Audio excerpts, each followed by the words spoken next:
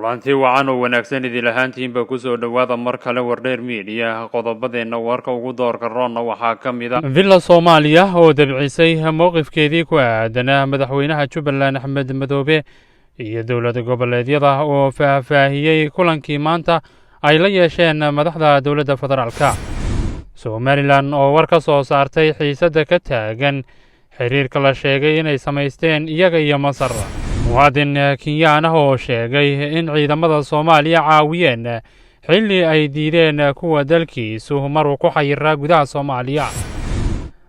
dibadbaxyo rabshado wata oo maalintii labaad ka socda magaalada laascaanood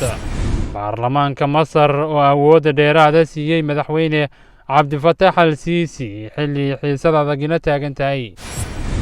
intaasi waa qodobadeenna warka ugu doorka roon haatanna ku soo dhowaada isagii oo faahfaahsan madaxtooyada soomaaliya ayaa si rasmiya u dabcisay mowqifkeedii ay ka qaadatay madaxweynaha jubbaland axmed maxamed islaam axmed madoobe ka hor shir madaxeedka ka furmay magaalada hadhuusamareeb war-saxaafadeed ka soo baxay villa soomaaliya ayaa axmed madoobe u adeegsatay madaxweynaha jubbaland tallaabadaasi oo ka duwan go-aankii dowladda federaalku ka soo baxay horaantii sanadkan bishii agost 14 isla sanadkan 2020 ayay ahayd markii xafiiska madaxweyne farmaajo uu shaaciyey in axmed madoobe u aqoonsan yahay madaxweynaha ku-meel gaadhka ee maamulka ka taliya jubbaland oo dhankeeda ganafka ku dhufatay go-aankaasi ayaa xustay in dastuurka ku-meel gaadhka uu xeerinayo in aysan aqoonsi uga baahnayn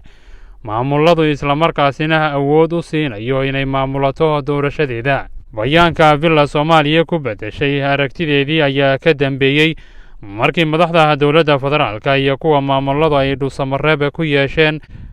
shir hordhac u ah wadatashi loo dhan yahay oo maanta si rasmi uga furmay halkaasi dhanka kalena madaxtooyada shanta maamul goboleed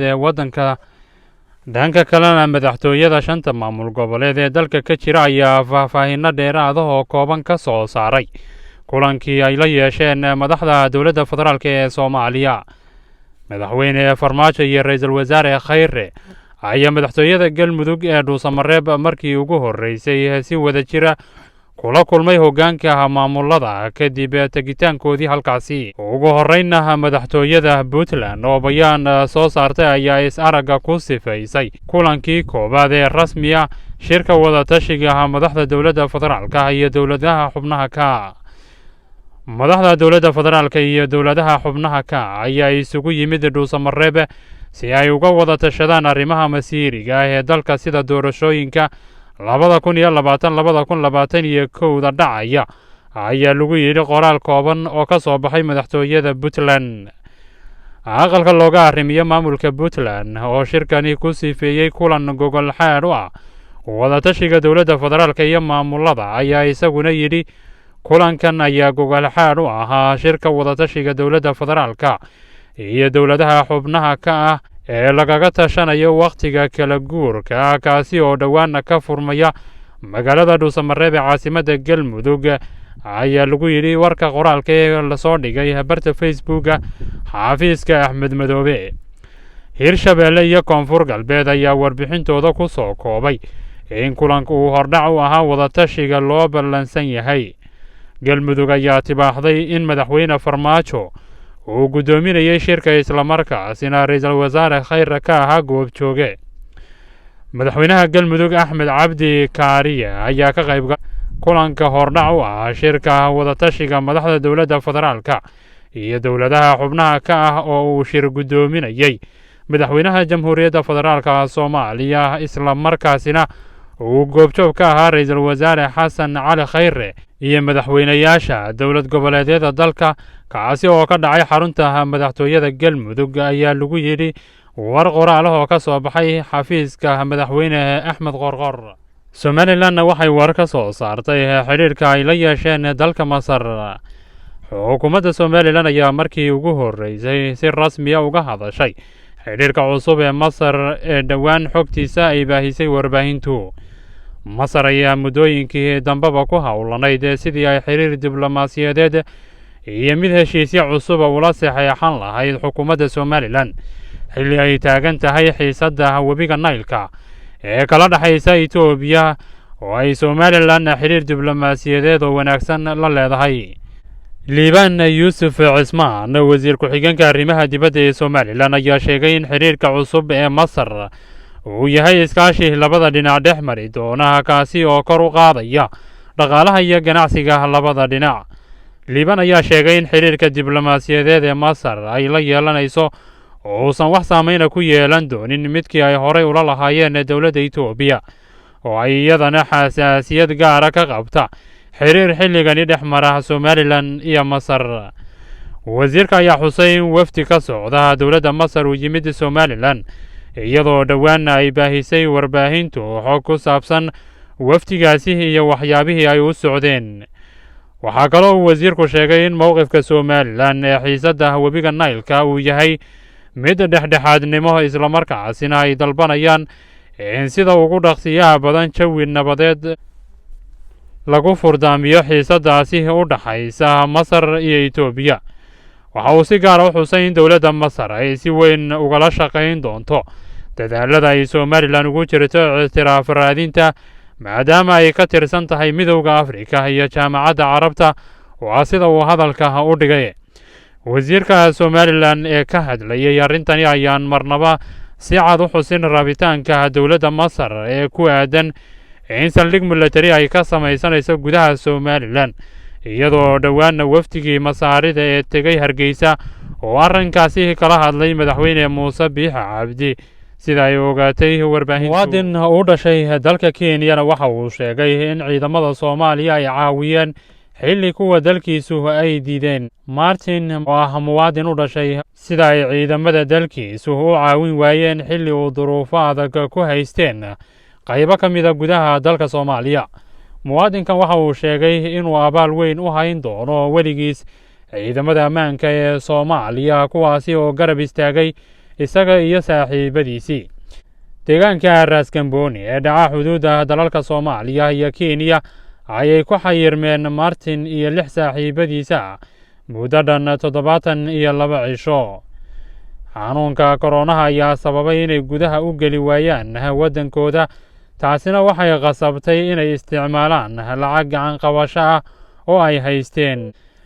wargeyska Daily Star waxa uu baahiyey in 7daasi muwaadin ee Kenya u dhashay ay maalintii isticmaali jireen lacag dhan $5. duruufo adag ayaa soo wajahay muwaadiniintaasi markii ay ka dhammaatay lacagtii, waxayna sheegeen inaysan xusuustooda ka gu'i doonin nolosha adag ee ay soo arkeen tiyo ay jirto in ammaankooduna ay u baqayeen. caqabadaha nolosha ee ku adkaaday darteed ayay caawin u doonteen ciidamada Kenya ee qaybta ka ah howlgalka AMISOM, balse waxay ku gacan saydheen dalabkaasi. taas beddelkeediina waxay caawinaad ka heleen ciidamada Soomaalida kuwaasi oo cuntooyin kala duwan siiyey. muwaadinkani oo 35 jir ah waxa uu sheegay in qofka deegaanka ka midkii uu siiyey guri aan saqaf koro lahayn oo mararka qaar markii roobku uu da'ayo dhibaato uu kala kulmi jiray. xaqiiqadu waxay tahay ciidamada Kenya waxay noola dhaqmeen si aan wanaagsanayn, waxaana na caawiyey kuwa Soomaalida, waxayna siiyeen bariis bur xilli aan maalmo dhan cunto la'aan joognay. magaalada Laascaanoodna waxaa laga soo sheegayaa dibadbaxyo rabshado wata oo maalintii labaad ka socda halkaasi. dibadbaxyo ballaaran ayaa laga soo warramaya inay maalintii labaad ka socdaan magaalada Laascaanood ee xarunta gobolka Sool. dibadbaxyadani oo ah kuwa rabshado wata ayaa waxaa dhigaya odayaasha mootooyinka bajaajta oo ka howlgala magaaladaasi. wararka ayaa sheegaya in dibadbaxyadu ay ka dhasheen kadib markii ciidanka booliiska Somalilan ay xidhxidhaan qaar ka mid a wadayaasha mootooyinkaasi kuwaasi oo aan haysanin ruqsadaha ogolaanshiyaha wadista gaadiidka ee laysinka. qaar ka mid a dibadbaxayaasha oo la hadlay warbaahinta ayaa sheegay inaysan awoodin lacagta lagu jarayo laysinka, iyaga oo tilmaamay inay aad uga badan tahay dhaqaalaha ay ka helaan mootada. sidoo kalena dibadbaxyadan ayaa waxa ay saameeyeen goobaha ganacsiga magaalada Laascaanood oo gebi ahaanba xidhan, iyadoo meelaha qaar laga maqlayo rasaas ay ridayaan ciidanka ammaanku. isu socodka dadka iyo gaadiidka ayaa sidoo kale hakad galay, waxaana bartamaha magaalada lagu arkayaa dhalinyaro gubaya taayaro iyo ciidamada booliiska oo ku sugan isgoysyada qaar, kuwaasi oo isku dayaya inay kala eryaan dibadbaxayaasha. xaaladda ayaa haatan aad u kacsan, waxaana lagu soo warramaya in maamulka gobolka Sool uu bilaabay dadaallo looga hortegayo rabshadahaasi si xal looga gaaro. Baarlamaanka Masar maanta oo Isniin ah waxa uu ansixiyey in madaxweynaha dalkaasi ciidamo u diri karo dariskooda Liibiya haddii ciidanka Turkigu taageero ay u dhaqaaqaan dhankaasi iyo magaalada Sirta. Sirta waa magaalo muhiim ah oo ku taala xeebta istiraatiijiga. Cabdulfataax al-Siisi waxa uu horey ugu sifeeyey inay tahay qad casaan ah. faragelinta milatari oo ay samaynaysa Masar ayaa dab ku sii shidi karta xasilooni darrida Liibiya, waxaana xulafada Maraykanka iyo Masar iyo sidoo kale suurtagal tahay inuu ka dhex qarxo iska horimaad culus oo toosa. codayntani ayuu qorshuhu ahaa inay dhacdo Axaddii, balse waxaa loo soo bedelay Isniinta sida laga soo xigtay sharci dejiye ka tirsan baarlamaanka dalka Masar. golaha wakiilada oo ku badan yihiin taageerayaasha al-Siisi ayay u badan tahay inay u codayn doonaan in ciidamo loo diro dalka Liibiya. Liibiya ayaa qalalaaso wajahaysay tan iyo markii gaashaanbuurta neeto ay 2011 rideen hogaamiyihii dalkaasi Liibiya Muammar al-Qadaafi oo kolkii dambena la khaarijiyey. waddankan hodanka ku ah shidaalku waxa uu kala qaybsamay gobollo iyo tuulooyin ay kala xukumaan hogaamiye kooxeedyo.